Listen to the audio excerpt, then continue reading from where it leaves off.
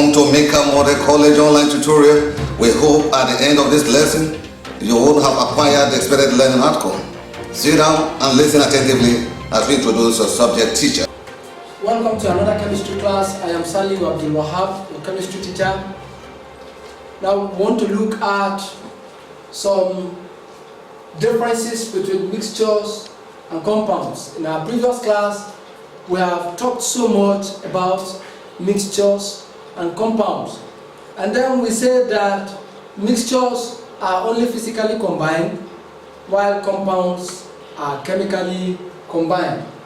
Based on this, let us quickly look at some salient differences between compounds and mixtures. Now, in mixtures, because they are physically combined, of course, the components too are also physically combined. While in compounds, because compounds are chemically combined, the components are also chemically combined. Now, after that, let us look at the second one. In mixtures, there is no bond between the components of a mixture. And what is a bond? A bond is a very strong cohesive force that binds the properties of a substance together. Now, since we said that mixtures can easily be separated, it invariably means that there is no chemical bond between the constituents of a mixture. And because there is no chemical bond in between, they can easily be separated. Now, in compounds, the constituents are held together by a very strong force.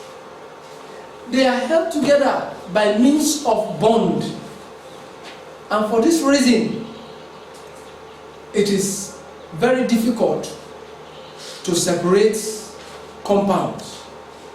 It is very difficult to separate compounds. Hence, mixtures are easily reversible, but compounds are not easily reversible. Why? Mixture is a physical process, while compound is a chemical process.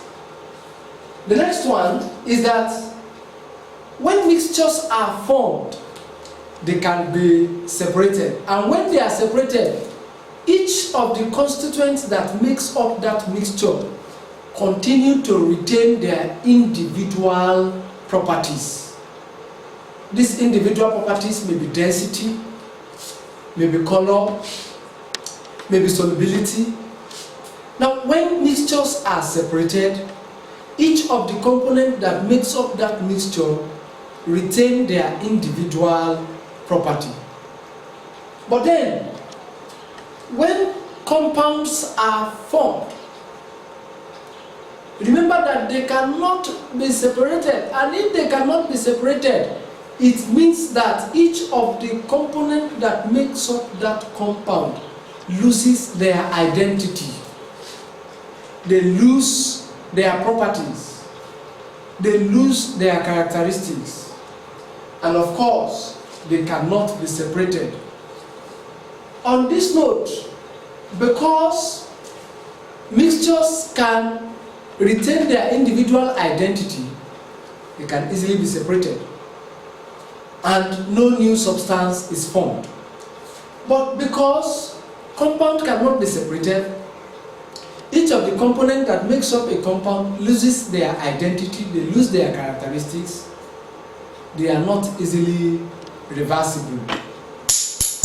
And the last one is that mixtures cannot be represented by a chemical formulae. A formula cannot be used to represent a mixture. For instance, blood cannot be represented using a chemical formula. Sweat cannot be represented by a chemical formula. Air cannot be represented by a chemical formula. But each of the components that makes up air can be represented by a chemical formula.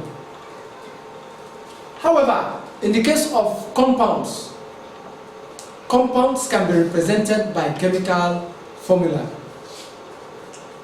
Of course, example of compounds, like as we have seen, calcium hydroxide has a formula, sulfur 4 oxide has a formula, silicon has a formula, sulfur 4 oxide has a formula, sodium triisocarbonate 4 has a formula, and all of these compounds can be represented by a formula, but mixtures cannot be represented by a formula.